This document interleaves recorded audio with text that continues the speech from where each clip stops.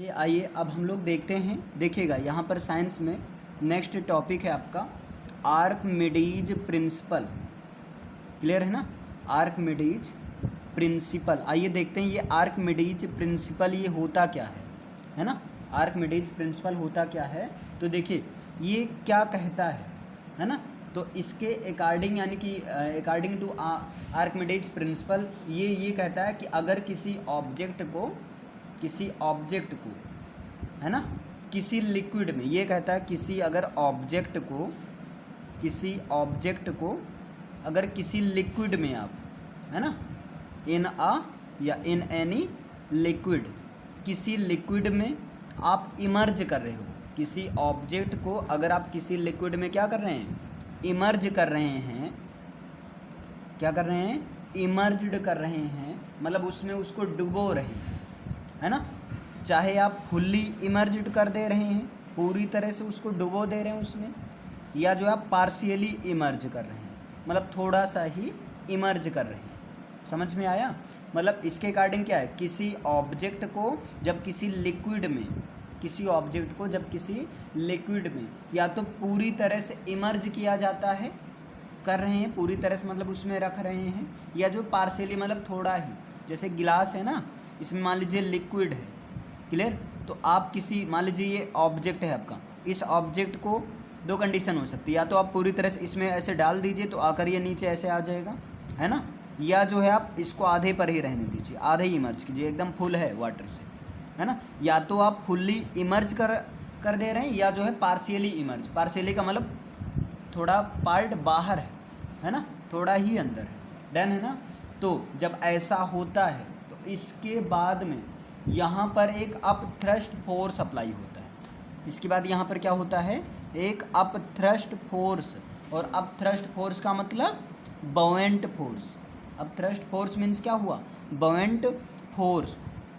तो यहाँ पर एक बाउंड फोर्स लगता है ना? और इस बाउंड फोर्स की वजह से जितना इस ऑब्जेक्ट का वेट रहता है उसी के इक्वल लिक्विड को भी डिस्प्लेस कर दिया जाता है ना? यहाँ पर एक बाउंड फोर्स यानी कि उत्पन्न होता है, और ये बाउंड फोर्स क्या करता है, ये बाउंड फोर्स कर देता है क्या करता है, डिस्प्लेस्ड, यानी कि वेट ऑफ लिक्विड, है ना?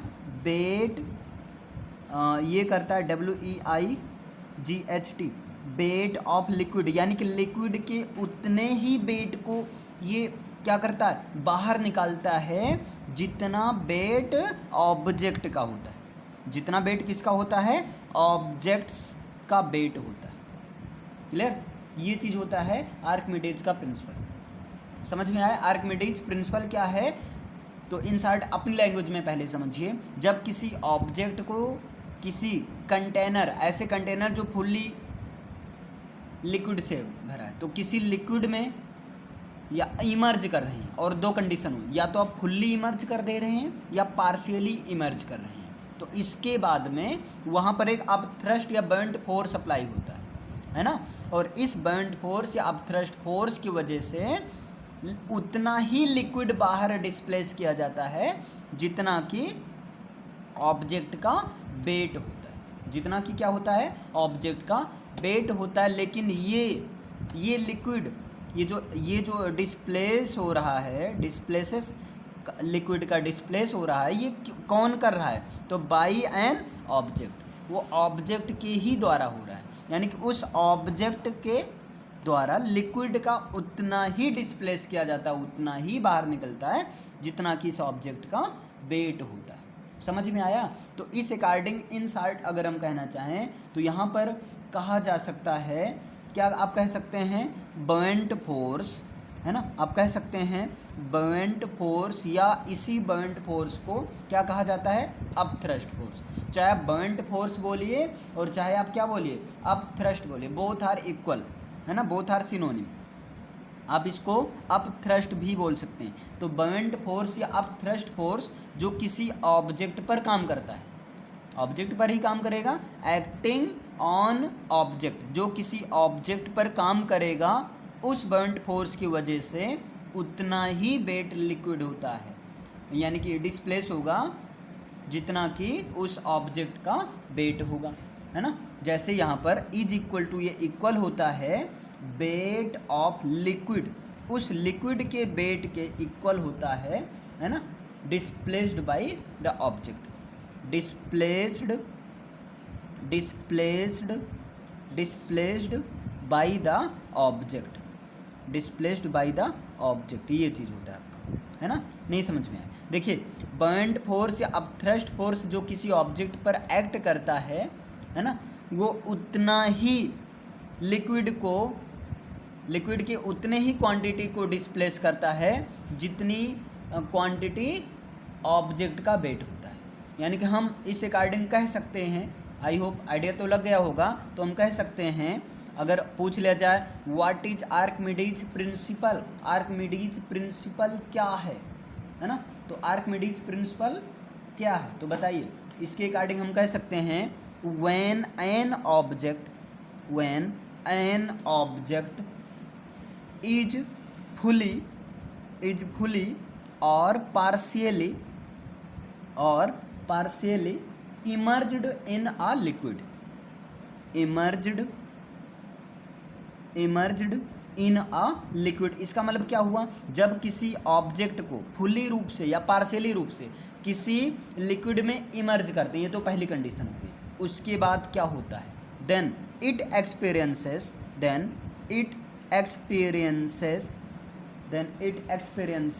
अ buoyant force, क्लियर। और ये buoyant force जिसको आप थ्रस्ट फोर्स भी कह सकते हैं, ये क्या करता है, तो वहाँ पर एक buoyant force देखा जाता है, एक अपथ्रस्ट फोर्स देखा जाता है, और ये करता क्या है, तो आगे कह सकते हैं आप which is equal to the weight of liquid, which is equal to the weight of liquid displaced by the object, weight of liquid displaced by the object। Done है ना, इतना क्लियर हुआ, इतना समझ में आया। तो ये आपका है आर्किमिडीज प्रिंसिपल है, क्लियर, ये आर्किमिडीज प्रिंसिपल है। हाँ, इसके अकॉर्डिंग एक चीज़ आप और समझ लीजिए, ये ध्यान देना, इसी प्रिंसिपल पर एक चीज़ आपका लिक्विड में अगर कोई ऑब्जेक्ट, अगर लिक्विड में कोई ऑब्जेक्ट क्या कर रही है, फ्लोट कर रही है ना, लिक्विड में ऑब्जेक्ट तभी फ्लोट करेगी, तभी तैरेगी जब ऑब्जेक्ट का वेट लिक्विड के वेट के इक्वल होगा। यानी जब ऑब्जेक्ट का वेट ऑब्जेक्ट के वेट के बराबर ही लिक्विड को भी डिस्प्लेस किया जाएगा, बाहर निकाला जाएगा, तभी वो ऑब्जेक्ट क्या कर पाए, वहाँ पर फ्लोट करेगी, यानी कि तैरेगी, है ना। और इस प्रोसेस को कहते हैं लॉ ऑफ फ्लोटेशन भी कहते हैं। नहीं समझ में आया, यहाँ पर ध्यान से देखिए, अगर हम इसको कहें according to the principle, according to the Archimedes principle, according to the Archimedes principle, Archimedes थोड़ा स्पेलिंग में ध्यान दीजिएगा, ARCHIMEDES फिर अपस्ट्रॉफी है, और ये ए कैपिटल में रहेगा। आर्किमिडीज प्रिंसिपल, आर्किमिडीज प्रिंसिपल के अकॉर्डिंग देखिए, ध्यान देना, an object will float in a liquid, मतलब कोई ऑब्जेक्ट लिक्विड में तभी फ्लोट करेगी, तभी तैरेगी जब, कंडीशन क्या है, इफ हो, यदि, अगर, है ना, if the weight of object, अगर उस ऑब्जेक्ट का weight, if the weight of object is equal to the weight of liquid, ये उस लिक्विड के वेट के इक्वल हो जो क्या किया जा रहा है, डिस्प्लेस किया जा रहा है ना, लिक्विड डिस्प्लेस्ड बाय इट, जो उसके द्वारा डिस्प्लेस किया गया हो। यानी कि कोई ऑब्जेक्ट लिक्विड में फ्लोट तब करेगी जब उस ऑब्जेक्ट का वेट, है ना, उस लिक्विड के इक्वल हो जिसको ऑब्जेक्ट ने क्या किया है, डिस्प्लेस किया है, मीन्स बाहर निकाला। और इसी चीज को, इसी बात को लॉ ऑफ फ्लोटेशन भी कहा जाता है, याद रखना। इसी, ये जो अभी बताया गया पूरा ये कहानी, इसी चीज को क्या कहते हैं, लॉ, ध्यान दीजिएगा, लॉ ऑफ फ्लोटेशन। अगर मान लीजिए कोई पूछ लेता है तो लॉ ऑफ फ्लोटेशन क्या है, तो आप बता सकते हैं ना कि लॉ ऑफ फ्लोटेशन का मतलब ये होता है, कोई ऑब्जेक्ट लिक्विड में तभी फ्लोट करेगी अगर उस ऑब्जेक्ट का वेट उस लिक्विड के वेट के इक्वल हो जिसको कि ऑब्जेक्ट ने क्या किया है, डिस्प्लेस किया है ना। तो इसी को क्या कहा जाता है, लॉ ऑफ फ्लोटेशन कहा जाता है। डन है ना, यहाँ पर क्लियर हुआ ना, क्लियर, कोई प्रॉब्लम है यहाँ तक? आई होप यहाँ तक तो समझ में आ गया होगा। अब देखिए, हाँ एक चीज़ यहाँ से क्वेश्चन ये भी याद रखिए, डेंसिटी, जो कि इससे थोड़ा हटकर है लेकिन ज़रूरी है ना। देखिए डेंसिटी जो होता है आपका, डेंसिटी होता है, आई होप ये चीज़ सबको तो क्लियर ही होगा कि डेंसिटी मीन्स क्या होता है, मास अपान वॉल्यूम, मास अपान वॉल्यूम होता है। Means we can say D is equal to M upon V, means density is the mass per unit volume, mass per unit volume is called density. ये तो clear ही होगा। दूसरा चीज़ है जो डेंसिटी को मेजर किया जाता है, किस में मेजर किया जाता है, अगर पूछ लिया जाए डेंसिटी को मेजर किस में करेंगे, या इनडायरेक्टली ऐसे पूछ लिया जाए डेंसिटी का जो यूनिट क्या होता है ना, तो डेंसिटी का जो यूनिट होगा वो क्या होगा, mass means kilogram per metre cube, ये क्या होगा आपका किलोग्राम पर मीटर क्यूब होगा, है ना। ये तो है आपका MKS सिस्टम में। अगर आप CGS सिस्टम में कहेंगे तो क्या हो जाएगा, और करके आप कह सकते हैं ग्राम पर सेंटीमीटर क्यूब, ऐसा कह सकते हैं। यानी कि डेंसिटी का जो यूनिट होता है किलोग्राम पर मीटर क्यूब होता है या ग्राम पर सेंटीमीटर क्यूब होता है। डन है ना ये डेंसिटी। अब यहाँ पर ये भी प्रश्न आता है कि वाटर, जैसे अभी कल की क्लास में आपने देखा था, एक कागज़ की नाव पानी में डूब जाती है ना, क्यों? तो कल आपने ये देखा था कोई भी ऑब्जेक्ट चाहे वो कागज़ की नाव हो या लोहे की नाव हो, सॉरी कागज़ की नाव पानी में तैरती रहती है, सॉरी भाई डूबती नहीं तैरती रहती है, सॉरी यार। देखिए कोई भी ऑब्जेक्ट पानी में डूब जाएगी अगर उस ऑब्जेक्ट का डेंसिटी वाटर के डेंसिटी से लेस है। ध्यान दीजिएगा, अगर किसी ऑब्जेक्ट का डेंसिटी वाटर के डेंसिटी से लेस हो तो वो ऑब्जेक्ट क्या होगी, फ्लोट करेगी वाटर में, यानी कि तैरेगी। लेकिन अगर किसी ऑब्जेक्ट का डेंसिटी वाटर के डेंसिटी से क्या है, मोर है, अधिक है, तो वो ऑब्जेक्ट आपका क्या हो जाएगी, वाटर में सिंक कर जाएगी, डूब जाएगी। इतना क्लियर हुआ ना। तो बात किया जाए, बार बार बात हो रही वाटर की डेंसिटी, यानी कि ये भी जानना जरूरी हो गया कि वाटर की डेंसिटी होती कितनी। तो यहाँ पर ध्यान दीजिएगा, ये बहुत ही ज़्यादा इंपॉर्टेंट क्वेश्चन में, 1 नंबर में, यहाँ तक कि आपके जो है कंपटीशन तक के एग्जाम में अगर वहाँ साइंस पूछा जा रहा है ये क्वेश्चन मिल जाता है देखने को। तो डेंसिटी ऑफ वाटर, यानी कि वाटर की डेंसिटी क्या होती है, तो ये होती है 1000, ध्यान देना, 1000 किलोग्राम पर मीटर क्यूब होता है। क्या होता है, 1000 किलोग्राम पर मीटर क्यूब होता है। लेकिन अगर इसी चीज़ को ग्राम में बात करें तो ग्राम में होता है 1 ग्राम पर सेंटीमीटर क्यूब होता है।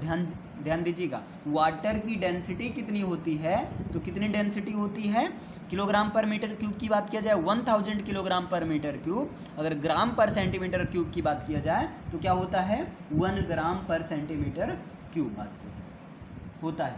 इतना डन है ना, इतना समझ में आया। अब देखिए यहाँ पर बार बार एक प्रश्न ये बन जाता है कि आपका जैसे यानी कि एक लोहे की निडल या स्टील की निडल पानी में डूब जाती है, सिंक कर जाती है, लेकिन कागज़ की नाव पानी में डूबती नहीं है, क्योंकि जो लोहे की निडल होती है, जो निडल ऑफ आयरन होती है, या जो है आप बोल सकते हैं निडल ऑफ स्टील होती है, इसका डेंसिटी वाटर के डेंसिटी से क्या होता है, मोर होता है। और जिस ऑब्जेक्ट का डेंसिटी ज़्यादा होगा वो ऑब्जेक्ट हैवियर होगी, जिस ऑब्जेक्ट का डेंसिटी लो होगा वो ऑब्जेक्ट क्या होगी, लाइटनेस होगी, मीन्स हल्की होगी। इतना समझ पा रहे हैं ना, इतना समझ में आया कि नहीं, बताइए। अब जैसे यहाँ से क्वेश्चन कैसे पूछ लिया जाता है, ध्यान दीजिएगा।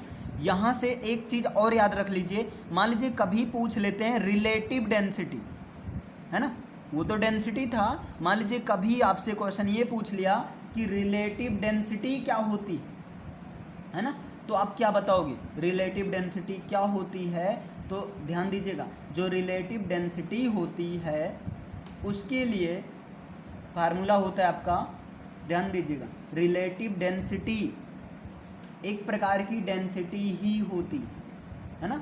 लेकिन अगर किसी सब्सटेंस के रिलेटिव ऑफ आ सब्सटेंस, किसी सब्सटेंस के रिलेटिव डेंसिटी की मान लीजिए फार्मूला ही पूछ लेता है, तो वहाँ पर आप फार्मूला बताएंगे।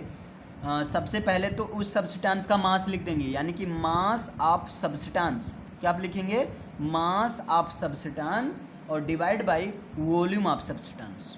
वही चीज़ है, डेंसिटी से ही है ना, mass of substance divide by volume of substance, ये तो लिखेंगे ही। लेकिन इसके साथ में आपको मल्टीप्लाई क्या कर देना है, वॉल्यूम ऑफ वाटर, ध्यान दीजिएगा, इसके साथ इसी में आपको मल्टीप्लाई कर देना है, यानी कि आगे कर देना है वॉल्यूम ऑफ वाटर, और डिवाइड बाई या अपान आप कह सकते हैं यहाँ वॉल्यूम ऑफ वाटर, तो यहाँ पर नीचे मास ऑफ वाटर। ये होता है रिलेटिव डेंसिटी का फार्मूला, है ना, यानी कि relative density of a substance is equal to mass upon substance into volume upon substance, multiply कर दो volume upon water, volume of water upon mass of water कर दो, है ना। अच्छा, ये चीज़ थोड़ा कम समझ में आया होगा, कोई बात नहीं, लेकिन यहाँ पर ध्यान देना, अभी इस पर क्वेश्चन करवाया जाएगा, वहाँ से एकदम क्लियर हो जाएगा। यहाँ पर अगर कभी ये पूछ लेते हैं, चलिए बताइए, unit of relative density, unit of relative density, तो भाई ये अच्छा खासा कन्फ्यूजन हो जाता है। Density, the unit of density kilogram per metre cube, but the unit of relative density there is no unit of relative density, इसकी कोई यूनिट नहीं होती है, नो, याद रखना, है ना, रिलेटिव डेंसिटी की यूनिट नहीं होती है ना। इन शॉर्ट हम इसको कह सकते हैं, इन शॉर्ट, कि रिलेटिव डेंसिटी जो होता है, relative density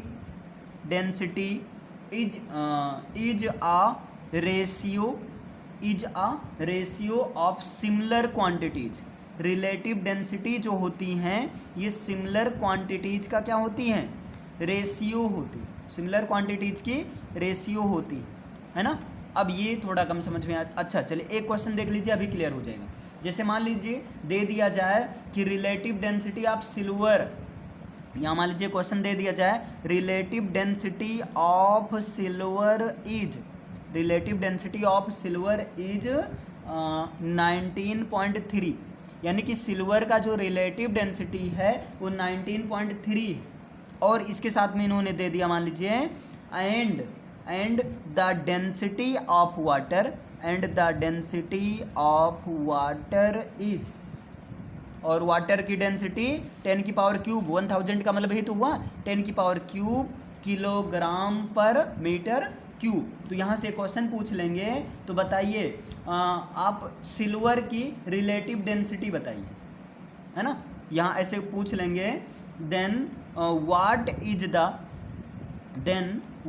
is the density of silver, density of silver, तो यहाँ पर सिल्वर की डेंसिटी क्या होगी, है ना।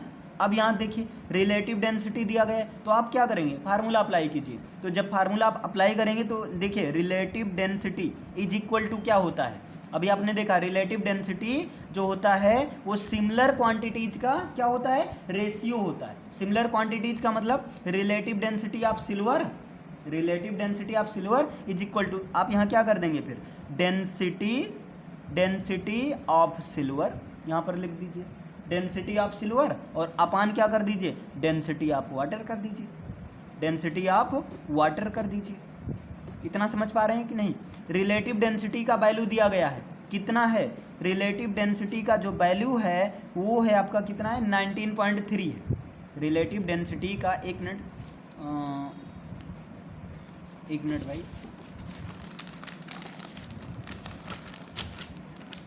जैसा कि आप यहाँ पर देख सकते हैं, देखिएगा रिलेटिव, देखिए यहाँ रिलेटिव डेंसिटी का जो वैल्यू दिया गया है वो कितना है, वो कितना है भाई, एक मिनट, हाँ यहाँ पर बता दिया जा रहा है ताकि यही समझ में आ जाए, है ना। रिलेटिव डेंसिटी का वैल्यू दिया गया 19.3 है, तो यहाँ पर लिखेंगे 19.3 इज इक्वल टू, है ना। फिर यहाँ दिया गया डेंसिटी ऑफ सिल्वर, है ना, तो सिल्वर की डेंसिटी दिया गया है, नहीं दिया गया है, वही तो फाइंड आउट करना है। तो इसको ऐसे लिख दो, इसको ऐसे ही लिख दो, सिल्वर और सॉरी सिल्वर से डेंसिटी, चलो कोई बात नहीं, डेंसिटी ऑफ सिल्वर है, सिल्वर से डेंसिटी ऐसे लिख दो अपान। अब देखिए अपान क्या है, डेंसिटी ऑफ वाटर, तो वाटर का तो डेंसिटी गिवन ही है ना, वाटर का डेंसिटी तो दिया ही गया है, तो वाटर का डेंसिटी 10⁻³ है ना। अब हमें क्या बताना है, सिल्वर से डेंसिटी बताना है या डेंसिटी ऑफ सिल्वर बताना है, तो क्या करेंगे, क्रॉस मल्टीप्लाई कर देंगे। जब क्रॉस मल्टीप्लाई किया जाएगा तो बताइए, एक मिनट इसको ऐसे होल्ड करो, हाँ देखिएगा, जब यहाँ क्रॉस मल्टीप्लाई करेंगे तो यहाँ पर आ जाएगा सिल्वर्स डेंसिटी या density of silver, silver's density या density of silver is equal to, जब क्रॉस मल्टीप्लाई करेंगे 19.3 मल्टीप्लाई 10⁻³ 19.3 मल्टीप्लाई 10⁻³ हो गया, है ना। यही चीज़, और हमेशा डेंसिटी किस में मेजर किया जाता है, किलोग्राम पर मीटर क्यूब में, है ना। या ऐसे समझ लीजिए, यहाँ जो वाटर की डेंसिटी ऑफ वाटर दिया गया है वो 10⁻³ किलोग्राम पर मीटर क्यूब होता है ना, किलोग्राम पर मीटर क्यूब होता है। तो यहाँ पर आप क्या कर देंगे, यहाँ पर लिख दीजिए किलोग्राम पर मीटर क्यूब, ये चीज़ हो गया, है ना। ये तो हो गया एसआई यूनिट में, ये किस में है, in SI unit, SI unit में। लेकिन अगर यही कह देते इन सीजीएस यूनिट में बताइए, तो यहाँ पर 10⁻³ नहीं लिखते, 1 लिखते, क्योंकि सीजीएस का मतलब ग्राम पर सेंटीमीटर क्यूब में हम देखते हैं। समझ में आया। तो इस तरह से यहाँ पर क्वेश्चन पूछा जाता है आपका।